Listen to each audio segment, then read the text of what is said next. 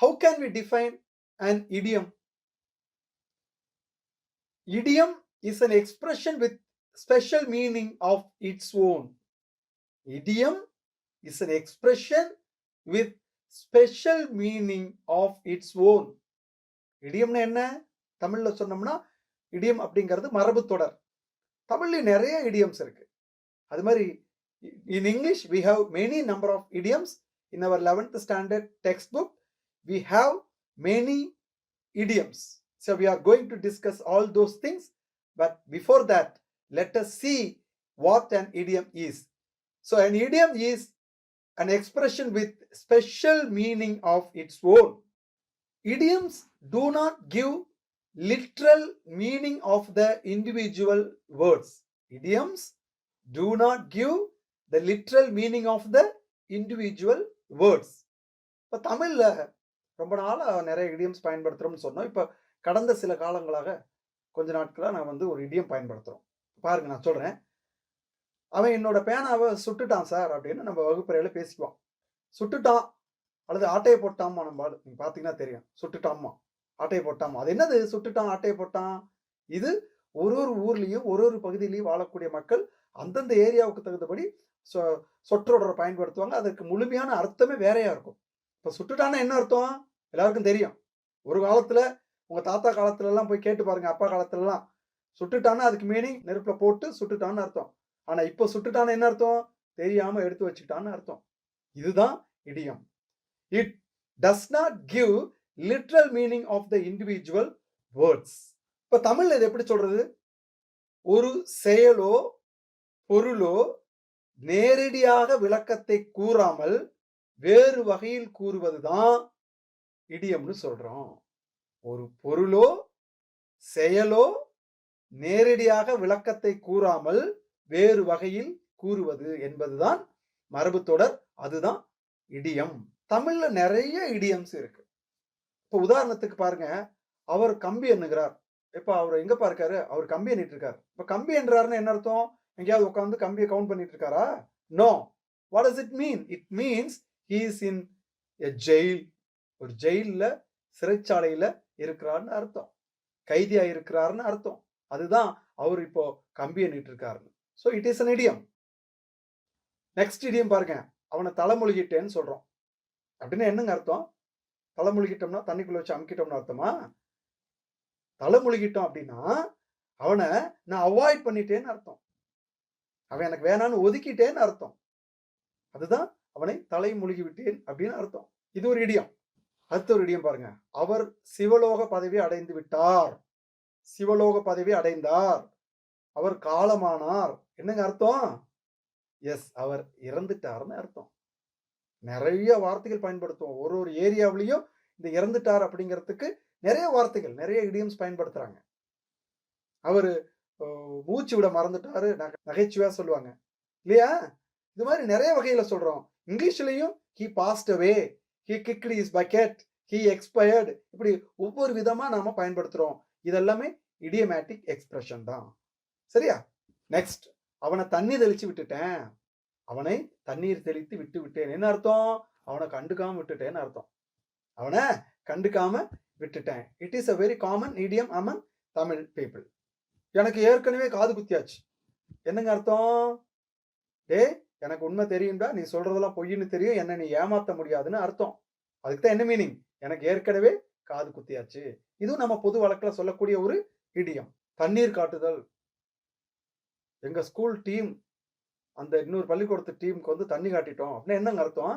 தண்ணி காட்டிட்டோம்னா ஏதோ ஒரு கேம்லயோ ஏதோ ஒரு போட்டியிலையோ எளிதாக வென்று விட்டோம் என்று அர்த்தம். அதுதான் தண்ணி காட்டிட்டேன்னு அர்த்தம். இல்லைங்களா? ஜால்ரா அடித்தல். ஒரு மியூசிஷியன் ஒரு ட்ரூப் ஆஃப் மியூசிஷியன் போய் ஜால்ரா அடிக்கணும் என்ன அர்த்தம்? ஜால்ரா ஒரு சிம்பல் அப்படிங்கிற ஒரு மியூசிக்கல் இன்ஸ்ட்ருமெண்ட்டை வாசித்தல்னு அர்த்தம். ஆனா when you use ஜால்ரா அடித்தல் as an idiomatic expression, what does it mean? அதுக்கு என்னங்க அர்த்தம்? ஜால்ரா அடிக்கிறதுனா சொல்லுங்க. ஆமா சாமி போடுறது. அவன் என்ன சொன்னாலும் கேட்கறது, அவன் சரியா இருந்தாலும் தப்பா இருந்தாலும் கேட்கறது, அவன்கிட்ட ஏதோ நம்ம பலனை எதிர்பார்த்து அவன் சொல்றதெல்லாம் கேட்கறதுக்கு பேர் தான் என்னன்னு சொல்றோம் நம்ம? ஜால்ரா அடித்தல். இல்லையா?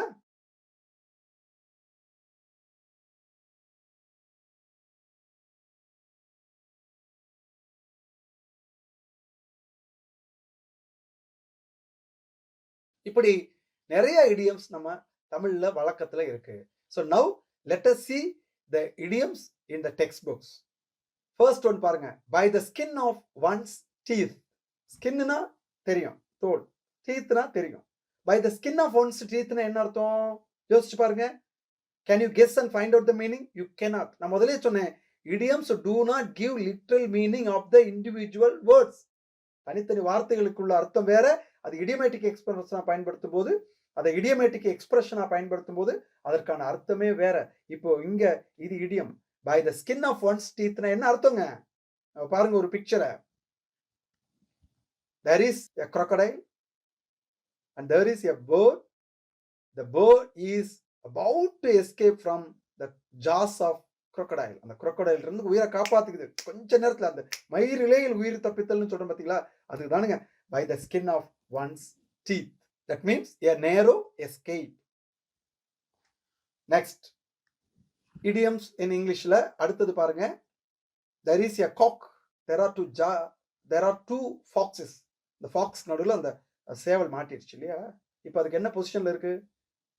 கடினமான ஒரு சூழல், கஷ்டமான ஒரு சிக்கல் இல்லையா? That is what is called tight corners. So the next idiom is tight corners. So tight corner என்னங்க அர்த்தம்? In a bad position அர்த்தம். Tight corner means in a bad position. So now the cock is in tight corners. புரியுதுங்களா? அடுத்து பாருங்க. Short his bolt. Short his bolt என்ன அர்த்தம்? இது ஷார்ட்னா என்ன, போல்ட்னா என்ன, தனித்தனியா பார்த்தா வேற meaning. But when it is used as an idiom, see the meaning. Short his bolt means to exhaust oneself doing some task and thus struggle to complete it. ஒரு வேலை செய்யணும், ஒரு கடினமான வேலை இருக்கு, அது செய்யும்போது ஆரம்பத்திலேயே நம்ம அதை வேகமா செய்யும்போது டயர்ட் ஆயிட்டோம்னா அதை கம்ப்ளீட் பண்றதுக்கு மிகப்பெரிய போராட்டம் நடத்த வேண்டியிருக்குமா இல்லையா? ஒரு 500 மீட்டர் ஓட்டப்பந்தயம், ஒரு 200 மீட்டர் மிக வேகமா ஓடியாச்சு, ஆனா அதுக்குள்ள டயர்ட் ஆயிட்டோம். மீதி இருக்கக்கூடிய தூரத்தை கடக்கணும்னா மிகப்பெரிய போராட்டம் இருக்கும் இல்லையா? அதுதான் shot his bolt. Next, in a nice pickle. நைஸ்னா we know that. pickleனா yes, we taste it. pickle, we know that. in a nice pickle என்னங்க அர்த்தம்? It is an entirely different idiom. In a nice pickle means being in a difficult position. ஒரு கடினமான சூழல்ல இருக்கிறதுன்னு அர்த்தங்க. That is what is called being in a difficult position. Now let us see some of the common idioms in English. It will be interesting. Please watch it carefully.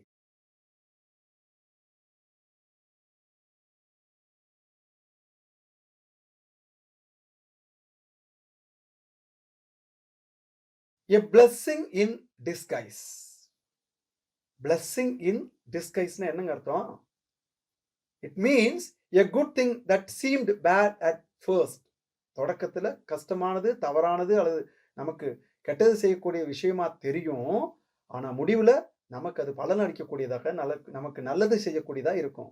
And that is what is called a blessing in disguise. கெட்டதுலயும் ஒரு நல்லது நடக்குதுன்னு சொல்றோம் பாத்தீங்களா? That is what is called a blessing in disguise. The next idiom, see, a dime a dozen. A dime a dozen. It means it's a very common thing, something common. பொதுவான மிக சாதாரணமான ஒரு விஷயம்னு அர்த்தம். அதுதான் a dime a dozen.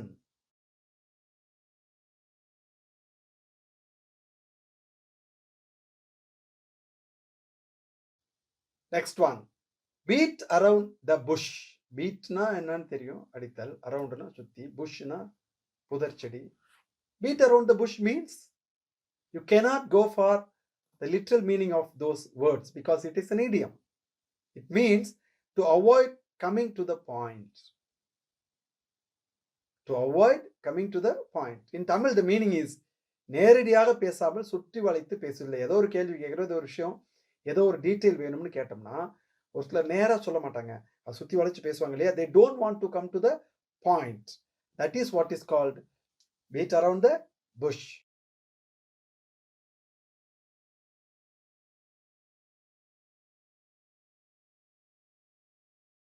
And the next one, see, better late than never. என்னங்க அர்த்தம்? Better late தேன் never. எங்கள் ஊரில் ஒரு பாலத்துக்கு முன்னால் ஒரு போர்டு இருக்கும். இந்த ஹைவே டிபார்ட்மெண்ட் வச்சு ஒரு போர்டு. அந்த போர்டில் என்ன எழுதியிருக்கும்னா, better late than called late. Better late than called late. என்னங்க அர்த்தம்? டேய், நீ லேட்டாக வந்தாலும் பரவாயில்ல, ஒன்று காலமானார்னு யாரும் சொல்லிட போகிறாங்க. செகண்ட் மீனிங் லேட்டுக்கு என்ன அர்த்தம்? காலமானவர் அப்படின்னு அர்த்தம். இன்னொரு meaning. So better late than called late இல்லையா? அது மாதிரி இது பெட்டர் லேட் தேன் நெவர். என்ன அர்த்தம்? மெதுவாக வந்தாலும் பரவாயில்ல, வராமையே இருக்கிறதுக்கு மெதுவாக வந்தாலும் பரவாயில்ல. அதான் meaning. See, better late than never. Better to arrive late than not coming at all. தமிழ்ல பாருங்க, வராமல் இருப்பதை விட தாமதமாக வருவதே. Next, break a leg. When you go for literal meaning of the idiom, see, break a leg, காலை உடைச்சிக்கிறதுன்னு அர்த்தம் இல்லையா?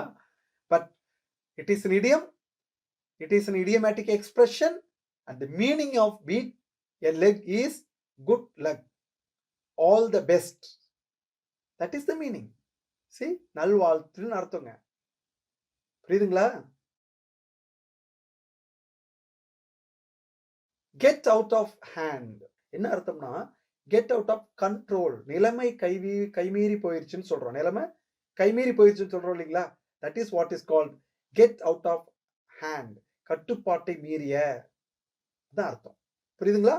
Right. So get out of control is get out of hand.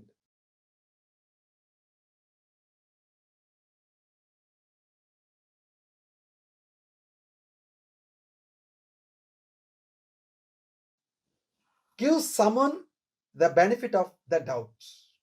Give someone the benefit of the doubt. என்ன அர்த்தம்? You happen to witness a cricket match. A match is going on. There is a cricket commentary. அந்த கமெண்ட்ரியில் சொல்கிறாங்க, third umpire கேமராவில் என்ன action நடந்ததுன்னு பார்க்குறாரு. அவர் அந்த batsman அவுட்டா இல்லையான்னு கன்ஃபார்மாக சொல்ல முடியல. அங்கே சரியான ப்ரூஃப் இல்லை, நெக்கில் இருக்குது. அப்போ என்ன பண்ணுவார்? அங்கே களத்தில் இருக்கக்கூடியவங்களோ மற்றவங்களோ சொல்லக்கூடியது என்ன அப்படிங்கிறத வச்சு இவர் ஒரு தீர்ப்பு சொல்லுவார். அந்த benefit of the doubt. The umpire gave the benefit of the doubt to the batsman. என்ன அர்த்தம்? பேட்ஸ்மேனுக்கு அந்த பெனிஃபிட் ஆஃப் த டவுட்டை கொடுத்துட்டாரு. The umpire gave the benefit of the doubt to the bowler. பவுலருக்கு அந்த பெனிஃபிட் ஆஃப் த டவுட்டை கொடுத்துட்டாரு. ஸோ அடுத்தவங்க சொல்றதை கேட்டு நம்புறதுக்கு பேர் தான் give someone the benefit of doubt. Go back to the drawing board. Go back to the drawing board னா ரொம்ப simple. Start again, start over. திரும்பவும் ஆரம்பின்னு அர்த்தம், மீண்டும் ஆரம்பின்னு அர்த்தம். And the next idiom, hit the sack. Hit the sack. Hit the sack னா என்னங்க அர்த்தம்? தூங்க போன்னு அர்த்தம். தூங்க செல், go to sleep. That is what is called hit the sack. பாருங்க, ஹிட்னா என்ன மீனிங், சாக்னா என்னன்னு தெரியும், சாக்கு சணல் பைய. But hit the sack, hit the sack means go to sleep. Next one,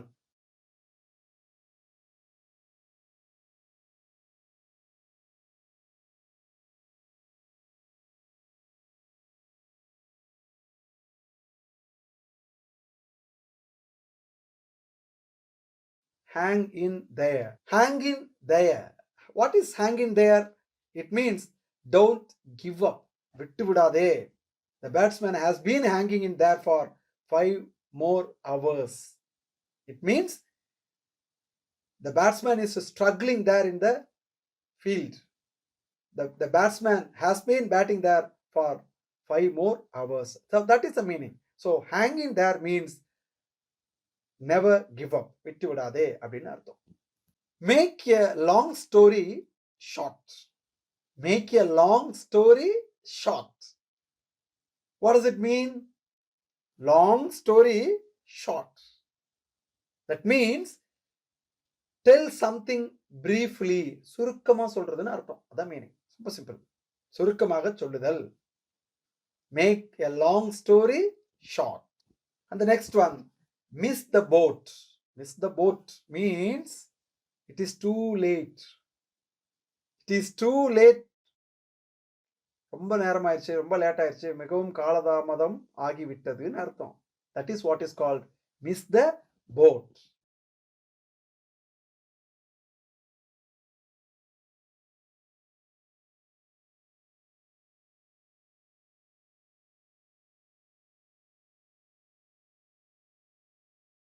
No pain, no gain.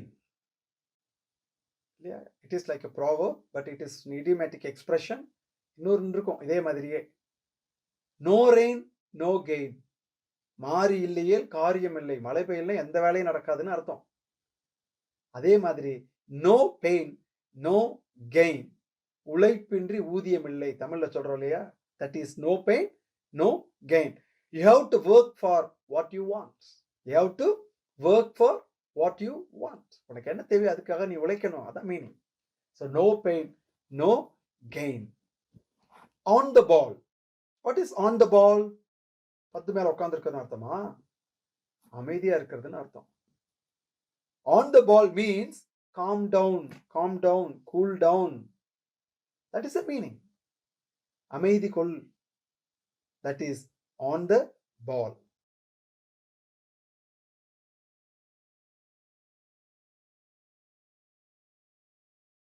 So far, so good.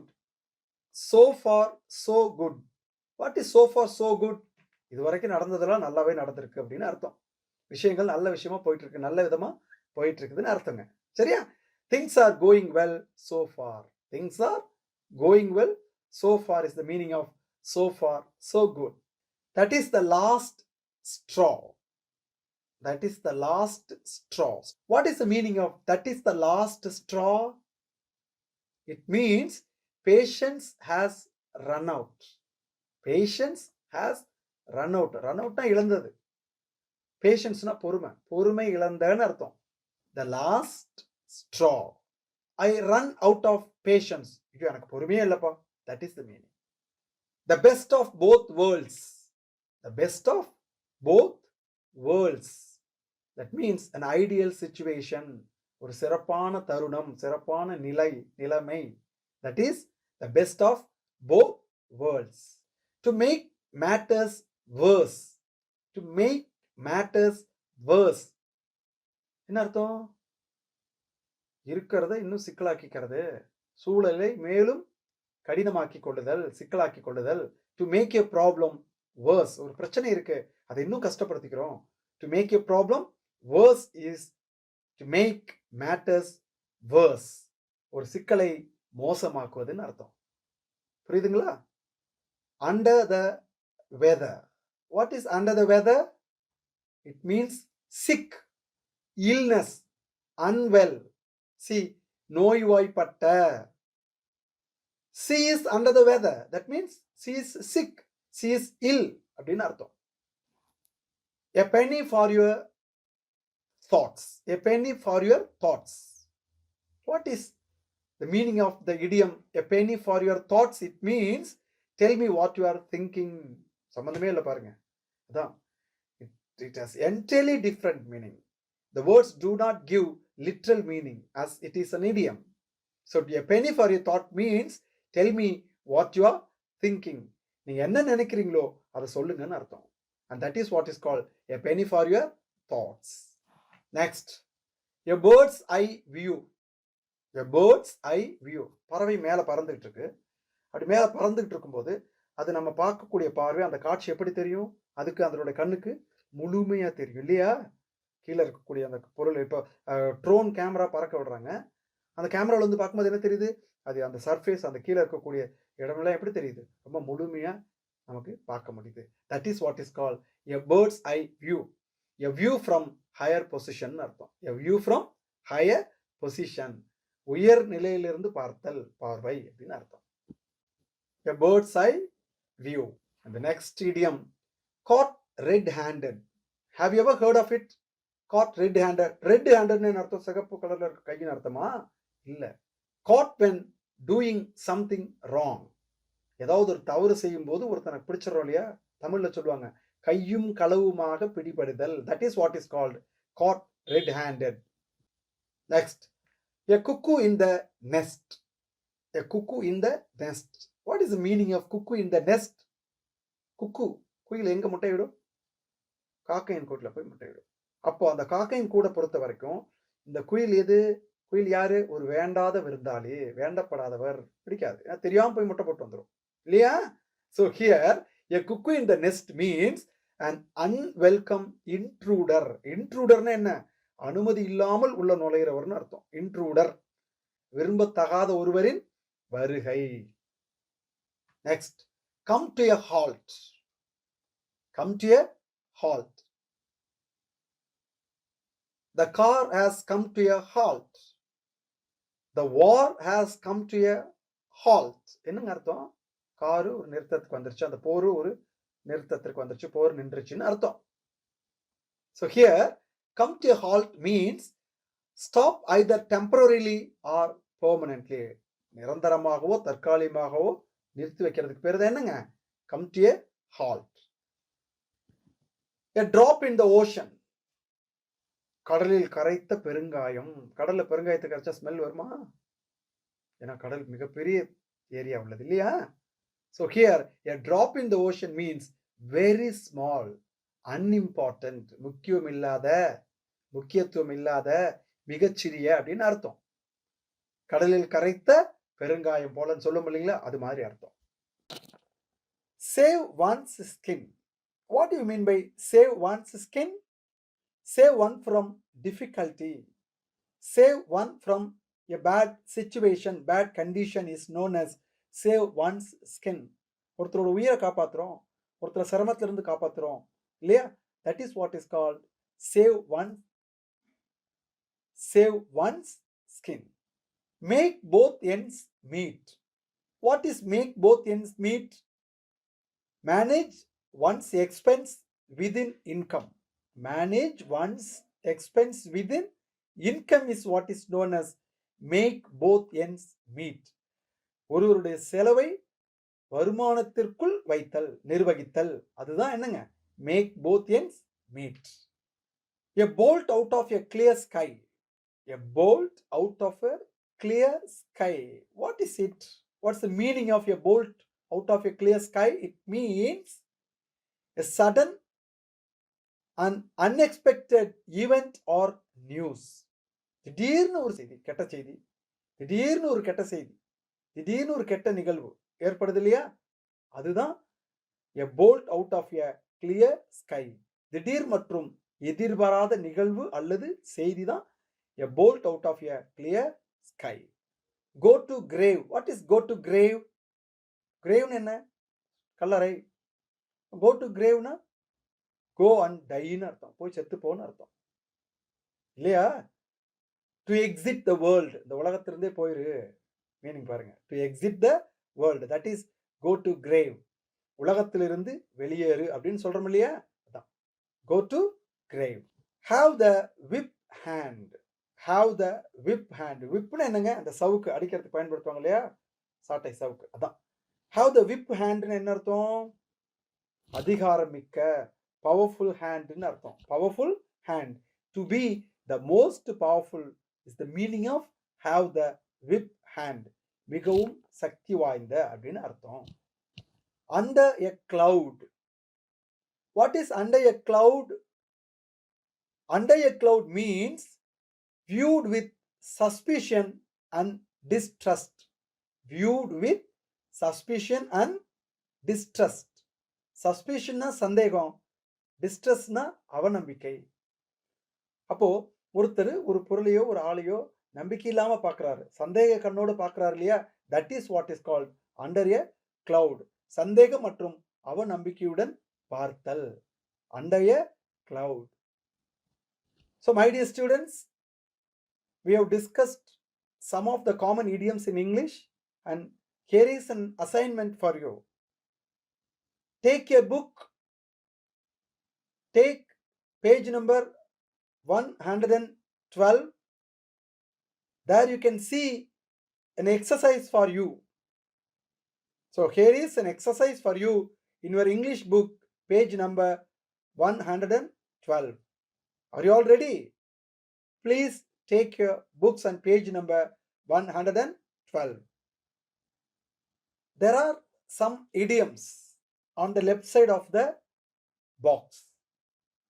Can you see it? First one, alarm bells ringing, back to the wall,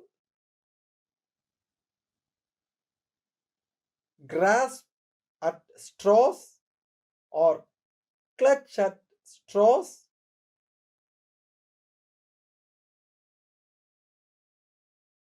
saved by the bell, saved by the bell, hang out to dry, hang out to dry. So these are some of the idioms given as an exercise for you, as a task for you. And go for the idioms, take your dictionary, use a dictionary, refer to your dictionary, and try to find out the meaning of these idioms. Here is the exercise page. Match the following idioms related to difficult situations with their meanings. And there are 5 idioms on the column A, and there are the meaning of the idioms on the column B. You all may refer to a dictionary and find out the meaning of the given idioms. Are you all ready? Yes. Do the exercises. So, my dear children, in our today's class, we had an interesting discussion on idioms in English as well as some of the idioms in Tamil. I think you might understand what an idiom is and the meaning of some of the common idioms in English. Thank you for watching the session. Thank you very much.